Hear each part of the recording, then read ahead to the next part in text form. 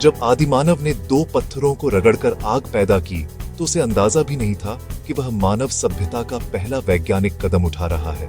आज लाखों साल बाद इंसान फिर उसी साधन की ओर लौटा है, लेकिन इस बार यह पत्थर आग नहीं पैदा करता, यह सूरज जैसी ऊर्जा को जन्म देता है।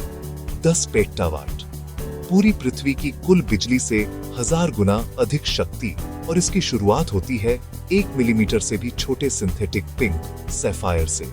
लेकिन सवाल अब भी वही है, कैसे? नमस्कार दोस्तों, मैं हूं राज और आप देख रहे हैं क्वांटम साइबर स्टार, जहां हम विज्ञान के ऐसे ही गहरे और प्रामाणिक रहस्यों को सरल और सटीक भाषा में समझते हैं।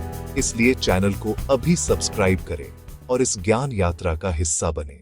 रोशनी इंसान के लिए हमेशा से एक जादू की तरह रही है। उस पहली आग से लेकर आज तक हमने सिर्फ रात के अंधेरे को दूर भगाना ही नहीं, बल्कि रोशनी को काबू करना भी सीखा है। 20वीं सदी के मध्य में विज्ञान ने एक बहुत बड़ा कदम उठाया। हमने रोशनी को सिर्फ चारों तरफ फैलाना नहीं, बल्कि उसे एक बिल्कुल सीधी लाइन में इकट्ठा करके एक जगह पर मारना सीख लिया। विज्ञान की दुनिया में इस नई तकनीक को लेजर कहा गया। शुरुआत में लेजर एक तकनीकी जिज्ञासा भर थी, प्रयोगशालाओं और प्रेजेंटेशन हॉल तक सीमित, या फिर सुपरमार्केट में आपका सामान स्कैन करने के लिए इस्तेमाल होती थी। लेकिन हॉलीवुड की साइंस फिक्शन फिल्मों ने हमें हमेशा यह दिखाकर डराया कि लेजर एक ऐसा खतरनाक हथियार बन सकती है जो पूरे के पूरे ग्रहों को 1 सेकंड में राख कर दे। असली विज्ञान और फिल्मों की इस डरावनी कहानी के बीच एक बहुत बड़ी रुकावट थी। असलियत में वैज्ञानिक यह बात अच्छी तरह जानते थे कि रोशनी को एक सीमा से ज्यादा ताकतवर नहीं बनाया जा सकता। विज्ञान के इतिहास में एक समय ऐसा भी आया जब दुनिया भर के टॉप वैज्ञानिक हार मान चुके थे। असली दिक्कत यह थी कि अगर आप लेजर की ताकत को बढ़ाने की कोशिश करते हैं तो वह मशीन के अंदर लगे शीशे और एम्पलीफायर को ही पिघला देती है। आसान भाषा में कहें तो लेजर अपनी ही पैदा की गई ताकत से खुद को तबाह कर रही थी। इसे ऐसे समझिए जैसे आप एक बहुत पतले पानी के पाइप से पूरे समुंदर का पानी एक साथ निकालने की कोशिश कर रहे हो। भारी दबाव के कारण वह पाइप बीच में से ही फट जाएगा। ठीक ऐसा ही दुनिया की हर बड़ी लैब में उस वक्त हो रहा था। लेजर को और ज्यादा ताकतवर बनाने की हर एक कोशिश मशीन के एक बड़े धमाके और टूटे हुए कांच के साथ खत्म हो जाती थी। ऐसा लगने लगा था कि रोशनी की एक प्राकृतिक सीमा है जिसे इंसान कभी पार नहीं कर पाएगा। जब हम एक साधारण लेजर पॉइंटर का बटन दबाते हैं तो उसके अंदर से रोशनी की एक बेहद कमजोर लेकिन सीधी किरण निकलती है। इस रोशनी में इतनी कम ऊर्जा होती है कि यह आपकी त्वचा को कोई नुकसान नहीं पहुंचा सकती।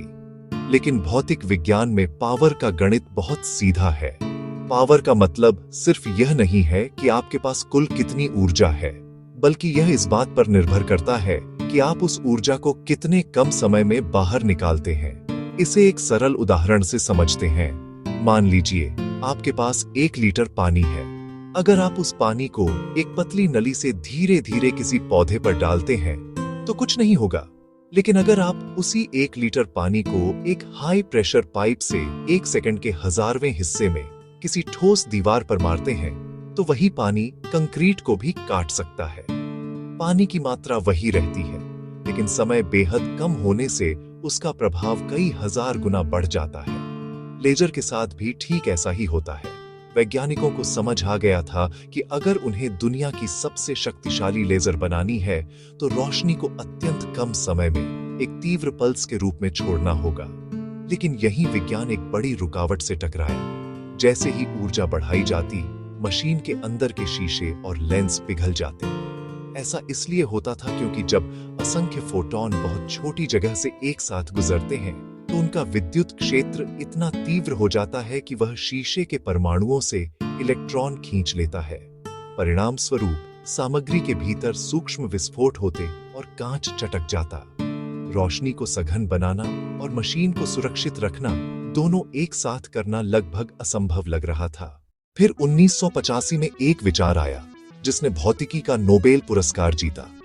जेरार्ड मोरो और डोना स्ट्रिकलैंड ने सीपीए यानी चिरप्ड पल्स एम्प्लीफिकेशन नाम की तकनीक विकसित की। इसका सिद्धांत जितना सरल है उतना ही क्रांतिकारी भी। कल्पना कीजिए कि रोशनी के कणों की एक विशाल भीड़ है। यदि यह भीड़ एक साथ संकरे दरवाजे से गुजरे तो दरवाजा टूट जाएगा। मशीन के लेंस के साथ यही समस्या हो रही थी। सीपीए ने समाधान निकाला, भीड़ को फैलाकर भेजो। सबसे पहले एक कमजोर और छोटी लेजर पल्स ली जाती है, फिर ग्रेटिंग नाम की विशेष सतहों से उसे गुजारा जाता है, जिन पर सूक्ष्म धारियां बनी होती हैं। इससे पल्स के अलग अलग हिस्से अलग अलग रास्तों से गुजरते हैं और समय में फैल जाते हैं। पल्स लंबी हो जाती है, उसकी तीव्रता कम हो जाती है।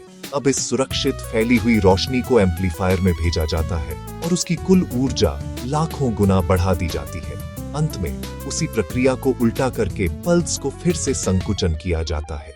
सारी ऊर्जा एक ही क्षण में इकट्ठी हो जाती है। परिणाम अत्यंत सघन और शक्तिशाली लेजर पल्स, जो मशीन को क्षति पहुंचाए बिना बाहर निकलती है। इसी खोज ने पेट्टावाट लेजर के द्वार खोल दिए। इसी तकनीक की बदौलत आज रोमानिया में मौजूद LINP जैसी अत्याधुनिक प्रयोगशालाएं संभव हो सकी हैं। यह आज धरती पर सबसे सघन लेजर प्रणालियों में से एक है। यहाँ स्थापित प्रणाली 10 पेट्टावाट ऊर्जा उत्पन्न करती है। पूरी संरचना हजारों टन वजनी कंक्रीट स्लैब पर टिकी है, जिसे विशाल स्प्रिंग्स पर रखा गया है ताकि पृथ्वी का सूक्ष्म कंपन भी बीम की दिशा को प्रभावित न कर सके। 10 पेट्टावाट का अनुमान लगाना कठिन है। यदि पृथ्वी पर गिरने वाली सूर्य ऊर्जा का लगभग 10% भाग एक बाल की नोक जितनी छोटी जगह पर केंद्रित कर दिया जाए तो वह इसी स्तर की तीव्रता होगी। बीम लगभग 100 मीटर लंबे वैक्यूम ट्यूब से गुजरती है। यदि रास्ते में धूल का सूक्ष्म कण भी आ जाए तो ऊर्जा का घनत्व विस्फोट पैदा कर सकता है। इस स्तर पर लेजर केवल प्रकाश नहीं रहती, यह परमाणुओं के नाभिक पर प्रहार करने वाली शक्ति बन जाती है। लक्ष्य पर फायर करते समय तापमान क्षण भर के लिए सूर्य के केंद्र जैसा हो सकता है। लेकिन हम इतनी सघन ऊर्जा बना क्यों रहे हैं? क्या यह केवल एक महंगा वैज्ञानिक प्रयोग है या इसके पीछे हमारी सभ्यता का भविष्य छिपा है? और सबसे बड़ा प्रश्न, इस विशाल प्रणाली को आरंभ करने वाला वह सूक्ष्म बीज क्या है, जहां से इस असाधारण ऊर्जा की पहली चिंगारी जन्म लेती है? विज्ञान के ऐसे ही गहरे और प्रामाणिक रहस्यों को समझने के लिए क्वांटम साइबर स्टार को सब्सक्राइब जरूर करें, ताकि हम ब्रह्मांड की पहेलियां सुलझाते रहें। अब वापस चलते हैं उस सटीक बिंदु पर जहां से इस पूरी महाशक्तिशाली प्रक्रिया का जन्म होता है। वह रहस्यमयी बीज कुछ और नहीं बल्कि एक छोटा सा कृत्रिम गुलाबी नीलम है। पिछले कुछ मिनटों में हमने 10 पेट्टावाट की विशाल कायु लेजर मशीन की बात की। हमने उसके भारी भरकम शीशों, मीलों लंबी वैक्यूम ट्यूब और सघन ऊर्जा को समझा। लेकिन यह पूरी विशाल इमारत तब तक निष्क्रिय है जब तक यह छोटा सा पत्थर अपना काम शुरू नहीं करता। इस प्रणाली में इस क्रिस्टल को ऑसिलेटर कहा जाता है। यह इस लेजर का धड़कने वाला दिल है। यह साधारण नीलम नहीं बल्कि टाइटेनियम सैफायर क्रिस्टल है। जब हरे रंग की लेजर रोशनी इसके भीतर प्रवेश करती है तो टाइटेनियम के परमाणु ऊर्जा पाकर उत्तेजित हो जाते हैं और सामान्य स्थिति में लौटते समय एक बेहद छोटी लाल पल्स उत्सर्जित करते हैं। यही वह पहली चिंगारी है जिसे मशीन पकड़ती है। यदि यह सटीक पहली पल्स उत्पन्न न हो तो पूरा तंत्र निष्क्रिय रह जाएगा। इतने बड़े विज्ञान की शुरुआत एक सूक्ष्म और शांत वस्तु से होती है। लेकिन हम इतनी सघन ऊर्जा बना क्यों रहे हैं? क्या यह केवल एक नया हथियार है? बिल्कुल नहीं। यह लेजर मानव सभ्यता के लिए एक महत्वपूर्ण उपकरण है। इसका पहला प्रमुख उपयोग चिकित्सा में है। सामान्य रेडिएशन उपचार स्वस्थ ऊतकों को भी प्रभावित कर सकता है, लेकिन लेजर से तैयार प्रोटॉन बीम अपनी ऊर्जा सटीक स्थान पर छोड़ती है, जिससे आसपास के ऊतक सुरक्षित रहते हैं। यदि यह तकनीक व्यापक स्तर पर विकसित होती है तो कैंसर उपचार अधिक सटीक और सुरक्षित हो सकता है। दूसरा महत्वपूर्ण क्षेत्र है परमाणु कचरे का प्रबंधन। परमाणु संयंत्रों का कचरा हजारों वर्षों तक रेडियोधर्मी रहता है। वैज्ञानिक लेजर आधारित न्यूक्लियर ट्रांसम्यूटेशन पर काम कर रहे हैं, जिसमें परमाणु संरचना को बदला जाता है ताकि रेडियोधर्मिता की अवधि कम की जा सके और कचरे को सुरक्षित बनाया जा सके। तीसरा और सबसे महत्वाकांक्षी लक्ष्य है स्वच्छ और असीमित ऊर्जा। सूरज के भीतर हाइड्रोजन अत्यधिक दबाव और तापमान में जुड़कर ऊर्जा उत्पन्न करता है। इसी प्रक्रिया को न्यूक्लियर फ्यूजन कहा जाता है। वैज्ञानिक लेजर की तीव्र पल्स से हाइड्रोजन कैप्सूल पर तारे जैसा दबाव उत्पन्न कर नियंत्रित फ्यूजन का प्रयास कर रहे हैं। यदि इसे स्थायी रूप से नियंत्रित किया जा सके तो यह मानवता को जीवाश्म ईंधन से मुक्त कर सकता है। जब आदिमानव ने दो पत्थरों को रगड़कर आग उत्पन्न की थी, वह हमारी सभ्यता का पहला कदम था। आज इंसान फिर एक पत्थर का उपयोग कर रहा है। फर्क सिर्फ इतना है कि वह एक सिंथेटिक पिंक सैफायर है। लेजर पॉइंटर से शुरू हुई यह यात्रा 10 पेट्टावाट तक पहुंच चुकी है।